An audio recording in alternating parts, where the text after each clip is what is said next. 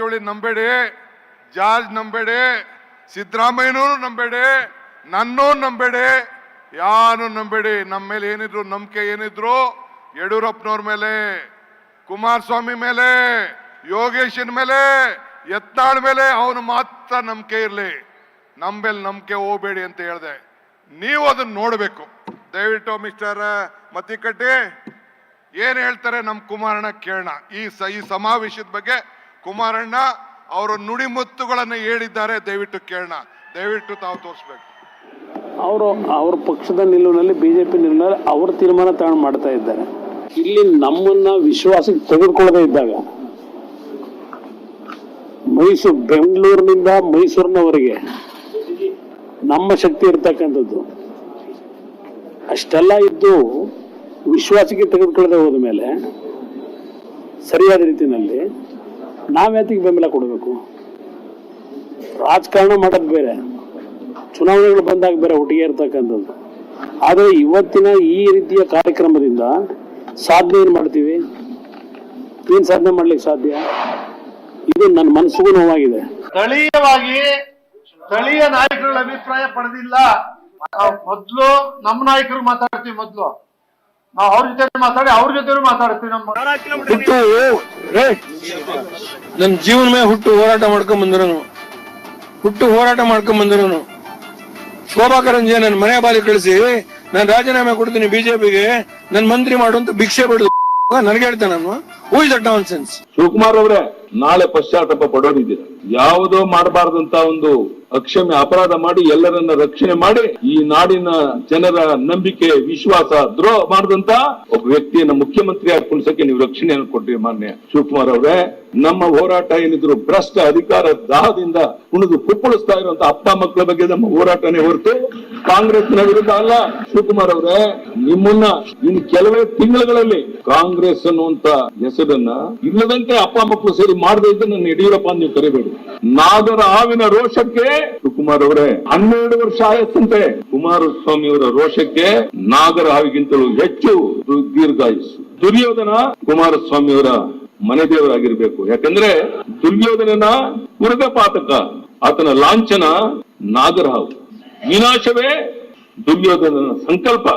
ಅದೇ ರೀತಿ ಕುಮಾರಸ್ವಾಮಿ ಅವರಿಗೂ ಕೂಡ ವಿನಾಶಕೋರನ ಬಾಯಲ್ಲಿ ವಿಕಾಸಿತ ಮಂತ್ರಗಳನ್ನು ಕೇಳುವಂತಹದ್ದು ಕೊಳ್ಳಿ ದೇವ ಭಗವದ್ಗೀತೆಯನ್ನು ಪಠಿಸಿದಂತೆ ಅನ್ನುವಂಥದ್ದು ನನ್ನ ಸ್ಪಷ್ಟವಾದಂತ ಮಾತು.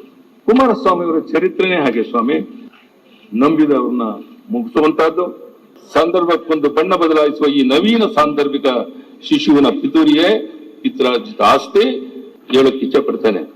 ಪ್ರಜಾತಂತ್ರ ವ್ಯವಸ್ಥೆನಲ್ಲಿ ವಿರೋಧ ಪಕ್ಷದಲ್ಲಿ ಕುಂತ್ಕೊಂಡು ನಾನೇನ್ ಮಾತಾಡಬೇಕು ಅನ್ನೋದನ್ನ ದೇವೇಗೌಡರಿಂದ ಪಾಠ ಕಲಿಯುವಂತ ಅಗತ್ಯ ಇಲ್ಲ. ನಾಡಿನ 6.5 ಕೋಟಿ ಜನ ಎಲ್ಲವನ್ನ ನೋಡಿದ್ದಾರೆ. ವಾಸ್ತವಿಕ ಸತ್ಯಾಂಶವನ್ನ ಜನರಿಗೆ ತಿಳಿಸುವಂತ ಪ್ರಯತ್ನ ಮಾಡಿದ್ದೇನೆ. ಅವರು ಮಾಡಿದಂತ ಎಲ್ಲ ಹಗರಣಗಳನ್ನ, ಕೆಲವು ಅಂಶಗಳನ್ನ ಬಯಲು ಮಾಡಿದ್ದೇನೆ. ಬರುವಂತ ದಿವಸಗಳಲ್ಲಿ ಇನ್ನು ಅನೇಕ ಏನು ನಾವು ಸತ್ಯ ಹರಿಶ್ಚಂದ್ರ ನಮ್ಮ ಮನೆ ಹುಟ್ಟಿದ್ರು ಅನ್ನೋ ರೀತಿ ಮಾತನಾಡ್ತಾರಲ್ಲ ಅಪ್ಪ ಮಕ್ಕಳು, ಅದಕ್ಕೆ ಏನೇನ್ ಮಾಹಿತಿಗಳನ್ನ ಇನ್ನೂ ಹೆಚ್ಚು ಕೊಡ್ಬೇಕಾಗಿದೆಯೋ ಹಂತವಾಗಿ ಕೊಡ್ತೇನೆ. ನಿಮ್ಮನ್ನ ಮುಖ್ಯಮಂತ್ರಿ ಮಾಡ್ತೀವಿ, 2,500 ಕೋಟಿ ರೂಪಾಯಿ ಸಜ್ಜೆ ಮಾಡಿಡ್ರಂತ, ನಾಡ್ಡಾರ ಮನೆ ಕರ್ಕೊಂಡು ಹೋಗ್ತೀವಿ, ಅಮಿತ್ ಶಾ ಮನೆ ಹಿಂಗೆಲ್ಲ ನಡೀತಾವು. ಅದಕ್ಕೆ ಭ್ರಷ್ಟಾಚಾರ ಬರೇ ಅವರೇ ಮಾಡ್ಯಾರ್ತದ ಹೇಳುವಲ್ಲ. ವಿಜೇಂದ್ರ ಏನೇನು ಕರೋನಾದಾಗ ಎಟ್ಟು ಮಾಡ್ಯಾರ ಅದನ್ನು ತೆಗಿಲಿ ಹೊರಗೆ. ಭ್ರಷ್ಟಾಚಾರ ಮಾಡಿದವರೇ ಭ್ರಷ್ಟಾಚಾರ ವಿರುದ್ಧ ಹೋರಾಟ ಮಾಡಿದ್ರೆ ಅದಕ್ಕೇನು ಮಹತ್ವ ಇಲ್ಲ. ಮತ್ತ ಯಡಿಯೂರಪ್ಪನವ್ರಿಗೆ ಇಳಿಸ್ಲಕ್ಕ ಕಾರಣ ಯಾರು? ವಿಜೇಂದ್ರ. ಎದಕ್ಕೆ ಬಂದ್ರೆ ಭ್ರಷ್ಟಾಚಾರ ಮಾಡಿದ್ರು. ವಿಜೇಂದ್ರ ಎಲ್ಲ ಹಸ್ತಕ್ಷೇಪ ಮಾಡ್ಯಾನ. ಕರೋನಾದಾಗ ಎಷ್ಟು ಅವ್ಯವಹಾರ ಆಗಿದೆ ವರದಿ ಇದೆ. HK ಪಾಟೀಲ್ರು, ರಾಮಲಿಂಗಾರೆಡ್ಡಿಯವರು ವರದಿ ಕೊಟ್ಟಾರೆ. ಎಷ್ಟು ಬಡವರ ರೊಕ್ಕ ತಿಂದಾರ, ಮಾಸ್ಕ್ದಾಗ ಎಷ್ಟು ತಿಂದಾರ ಎಲ್ಲನೂ ತನಿಖೆ ಹಾಕಿ. ಭ್ರಷ್ಟಾಚಾರ ವಿರುದ್ಧ ಹೋರಾಟ ಮಾಡ್ಲಕತ್ತಾರಲ್ಲ, ಎಲ್ಲ ಭ್ರಷ್ಟಾಚಾರ ವಿರುದ್ಧನೂ ತನಿಖೆ ಆಗ್ಬೇಕು. ಅದು ಯಾವುದೇ ಹೇಳ್ತಾರ ಇದರಲ್ಲಿ ನಾವು ವಾಲ್ಮೀಕಿದು ತೆಗೆದುಕೊಳ್ಳಿ, ಅವ್ರು ಏನು ಹೇಳ್ತಾರೆ, ನಿಮ್ಮದು ಬೋವಿ ಇದರಲ್ಲಿ ಹಗರಣ ಆಗಿದೆ, ತಾಂಡಾ ಅಭಿವೃದ್ಧಿ ನಿಗಮದಾಗ ಹಗರಣ ಆಗಿದೆ, ತೆಗೀರಪ್ಪ. ಹಂಗಾದ್ರೆ ಎಲ್ಲರದು ತುಡುಗುರ್ದು ಎಲ್ಲರದು ಹೊರಗೆ ಬರಲಿ. ನಾ ಹೈಕಮಾಂಡಕ್ಕೂ ಹೇಳ್ತೇನೆ, ಇಂಥ ಭ್ರಷ್ಟ ಕುಟುಂಬವನ್ನ BJP ಅಧ್ಯಕ್ಷರಾಗಿ ಮುಂದುವರಿಸಬೇಕಾ? ಹಾಗಾದ್ರೆ ನರೇಂದ್ರ ಮೋದಿ ಅವರು ಇವತ್ತೇನು ದೇಶದ ಜನರಿಗೆ ಏನು ಹೇಳ್ತಾರ, ವಂಶವಾದ, ಭ್ರಷ್ಟಾಚಾರ, ನಾವು ಒಪ್ಪುವುದಿಲ್ಲ ಅಂತ ಹೇಳ್ತಾರೆ. ಅದಕ್ಕೆ ಭ್ರಷ್ಟಾಚಾರನೇ ಯಾರು ವಿಜೇಂದ್ರ ಅದಾನೆ, ವಿಜೇಂದ್ರ ಭ್ರಷ್ಟಾಚಾರ ಹೊರಗೆ ಹಾಕಲಿ. 25 ರೂಪಾಯಿದ ಮಾಸ್ಕ್ ಯಡಿಯೂರಪ್ಪನವ್ರ, ನೀವು 45 ರೂಪಾಯಿ ಮಾಸ್ಕ್ ಕರೋನಾದಾಗ ಎಷ್ಟು ರೂಪಾಯಿ ಖರ್ಚು ಹಾಕಿರಿ ಸರ್ಕಾರನಾಗ ನನಗೆ ಗೊತ್ತಿಲ್ಲ. 485 ರೂಪಾಯಿ ಹಾಕಿರಿ ಒಂದು ಮಾಸ್ಕಿಗೆ. ಉದ್ಧಾರ ಮಾಡಿದ್ರಿ ನೀವು ಬಡ್ರು. ಇದು ಕರೋನಾದಾಗ 10,000 ಬೆಡ್ ಮಾಡಿನ ಅಂತ ಹೇಳಿದ್ರಿ ಬೆಂಗಳೂರು ಬಲ್ಲಿ. ಖರೀದಿ ಮಾಡಿದ್ರೆ 2 ಬೆಡ್ ಬರ್ತಿದ್ದು. ಅರ್ಥ ಆಯ್ತಿಲ್ಲ ನೀವು? ಒಂದು ಬೆಡ್ಡಿಗೆ 20,000 ರೂಪಾಯಿ ಬಾಡಿಗೆ, ಒಂದು ಪರ್ ಡೇ ಎಷ್ಟು? ಹಾಂ, 20,000ನಾಗ ಒಂದು ಕಾಟ, ಒಂದು ಇದು, ಒಂದು ಸಲಾನಿ ಇರಿಸೋದು ಎಲ್ಲ ಬರ್ತೈತೆ ಎಲ್ಲ. ಎಷ್ಟು 1,000 ಕೋಟಿ ರೂಪಾಯಿ ಹೊಡೆದಾರ ಅದ್ರೊಳಗೆ. 40,000 ಕೋಟಿ ರೂಪಾಯಿ ವ್ಯವಹಾರ ಐತಿ ನಮ್ಮ ಕರೋನಾ. ಯಾರು ಬಡ್ರಮ್ಮ ನೋಡ್ರಿ, ಒಂದು ದವಾಖಾನೆಗೆ ಒಂದು ಕರೋನಾ ಪೇಷಂಟ್ಗೆ 8-10 ಲಕ್ಷ ರೂಪಾಯಿ ಬಿಲ್ ಮಾಡ್ಯಾರ. ಕುಮಾರಸ್ವಾಮಿ ಇನ್ನೂ ಹೇಳ್ತಾರ್ರಿ, ಅವ್ರಿಗೆ ಆಯಾ ವಾತಾವರಣಕ್ಕೆ ಅನುಕೂಲ ಆಗ್ತಕ್ಕಂಥ ಹೇಳಿಕೆಗಳನ್ನು ಕೊಡ್ತಾರೆ ರೀ. ಇವ್ರಿಗೆ ಸರ್ಕಾರ ನಡೆಸೋ ಯೋಗ್ಯತೆ ಇಲ್ಲ ಕುಮಾರಸ್ವಾಮಿಗೆ. ಒಬ್ಬ ಮುಖ್ಯಮಂತ್ರಿಯಾಗಿ ಸರ್ಕಾರ ನಡೆಸೋ ಯೋಗ್ಯತೆ ಇಲ್ದೇನೆ ಸುಮ್ಮನೆ ಅವ್ರ ಮೇಲೆ ಆಪಾದನೆ ಮಾಡೋದು. ಗೆದ್ರ ಮಾತ್ರ ನನ್ನಿಂದ, ಸೋತ್ರ ಇನ್ನೊಬ್ಬನಿಂದ, ಸಕ್ಸಸ್ಗೆಲ್ಲ ನಾನು ಕಾರಣ, ಫೇಲ್ಯೂರ್ಗೆಲ್ಲ ಇನ್ನೊಬ್ಬ ಕಾರಣ ಅಂತಂದ್ರೆ ಕುಮಾರಸ್ವಾಮಿ ಮೂರ್ಖತನ ಇದು. ಕುಮಾರಸ್ವಾಮಿ ಈಗ ಕೇತಗನಹಳ್ಳಿ ಕಟ್ತಾ ಇದ್ದಾನಲ್ಲ, ಅದೆಲ್ಲ ದಲಿತರ ಭೂಮಿ ಹಿಂದೆ. ಅವನು ದಲಿತರ ಭೂಮಿನ ಕಬಳಿಸಿರೋದು. ಆಳೆತ್ತರದ ಗೋಡೆ ಕಟ್ತಾ ಇದ್ರಲ್ಲ ಈಗ, 20 ಅಡಿ 25 ಅಡಿ ಕೋಟೆ ಕಟ್ಕೋತಾ ಇದಾರೆ, ಟಿಪ್ಪು ಸುಲ್ತಾನ್ ಕೋಟೆನ. ಅದು ಕುಮಾರಸ್ವಾಮಿ ಅವ್ರು ಕಟ್ತಾ ಇರೋದು. ನಾನು ಈಗ ಅವ್ರಿಗೆ 108 ಕ್ಷೇತ್ರ ಇದೆ. ನಾನು ಮೊದಲೇ ಹೇಳಿದ್ದೆ, ಕುಮಾರಸ್ವಾಮಿ ಕೊಕ್ರೆ ಇದೆ. ಹಾಗೆ ಎಲ್ಲಿ ಬೇಕಾದ್ರೂ ಇಲ್ಲಿಂದ ಎಲ್ಲೆಲ್ಲಿ ಕೆರೆಯಲ್ಲಿ ಮೀನಿದೆ ಅಲ್ಲಲ್ಲಿ ಹೋಗ್ತಾ ಇರ್ತಾರೆ. ಬಹಳ ಜನ ನೊಂದೋಗಿದ್ದಾರೆ. ಇವ್ರಿಗೇನಂದ್ರೆ ಈಗ ಮೊದಲು ರಾಮನಗರ ಹಿಡಿದ್ರು, ಚನ್ನಪಟ್ಟಣಕ್ಕೂ ಬಂದ್ರು, ಜಿಲ್ಲೆಯಲ್ಲಿ ಯಾರು ಇಲ್ಲ. ಇವರಿಬ್ರೆ ಅಪ್ಪ ಮಗನ ಫೋಟೋ ಹಾಕೊಂಡು ಇಡೀ ಜಿಲ್ಲೆ ಜನ ಗುಲಾಮಗಿರಿಲಿ ಇಟ್ಕೋಬೇಕು ಅನ್ನೋದು ಅವ್ರ ಉದ್ದೇಶ. ಸನ್ಮಾನ್ಯ ಕುಮಾರಸ್ವಾಮಿ ಅವರು ಯಾವಾಗ್ಲೂ ಗಾಳಿಯಲ್ಲಿ ಗುಂಡೊಡೆಯರಲ್ಲಿ ನಿಸ್ಸೀಮರು. ಎಲ್ಲರ ಹತ್ರ ಆಟ ಆಡ್ದಂಗಿಲ್ಲ, ಆಟ ಆಡಕ್ಕೆ ಪ್ರಯತ್ನ ಮಾಡಿದ್ರೆ ಅವೆಲ್ಲ ಫೇಲ್ಯೂರ್.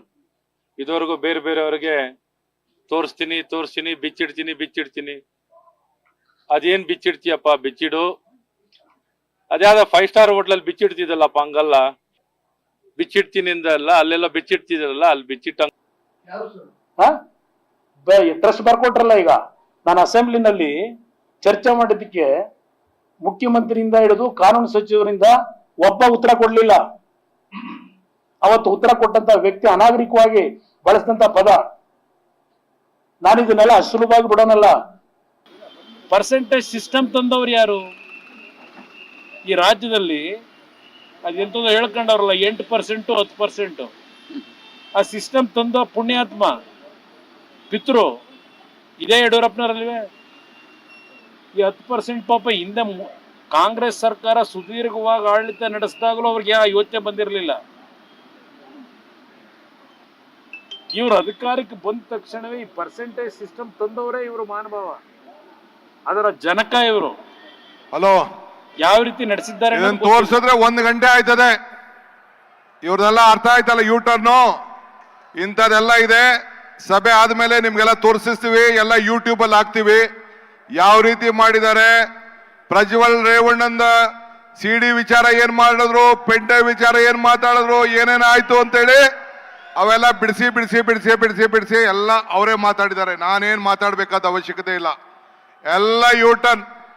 ಫಸ್ಟ್ ನನ್ನ ಮೇಲೆ ಹೇಳಿದ್ರು, ತಿರ್ಗಾ ಅದಾರ ಪ್ರೀತಮ್ ಗೌಡ ಅಂತೆ, ತಿರ್ಗಾ ಒಂದು ಹೇಳಿದ್ರು, ತಿರ್ಗಾ ಅದಂತೆ. ನಾನು ಈ ಸಂದರ್ಭದಲ್ಲಿ ಹೇಳಲಿಕ್ಕೆ ನಾನು ಬಯಸ್ತಾ ಇದ್ದೀನಿ, ನೀವು ಗಮನ ಇಟ್ಕೊಂಡಿರ್ಬೇಕು. ಇವತ್ತು ಏನೋ ಬಿಜೆಪಿ ಅವರಿಬ್ರು ಬಿಜೆಪಿಗೆ ಬ್ಯಾಕ್ ಸ್ಟಾಪ್ ಮಾಡಿದ್ ನಾವು ಮಾಡಿದ್ವಾ? ಯಡಿಯೂರಪ್ಪಂಗೆ ಯಾರು ಬ್ಯಾಕ್ ಸ್ಟಾಪ್ ಮಾಡಿದ್ರು? ಇದೇ ಕುಮಾರಸ್ವಾಮಿ ಬ್ಯಾಕ್ ಸ್ಟಾಪ್ ಮಾಡಿದ್ರು. ಇವತ್ತು ನಮ್ಗಳ ಮೇಲೆ ಮಾತಾಡ್ಕೊಂಡು ಬರ್ತಾ ಇದ್ದಾರೆ. ನಾನು ಹೇಳ್ತೀನಿ, 17 ಜನ ಇದ್ರು MP ಗಳು. ಸಿದ್ದರಾಮಯ್ಯ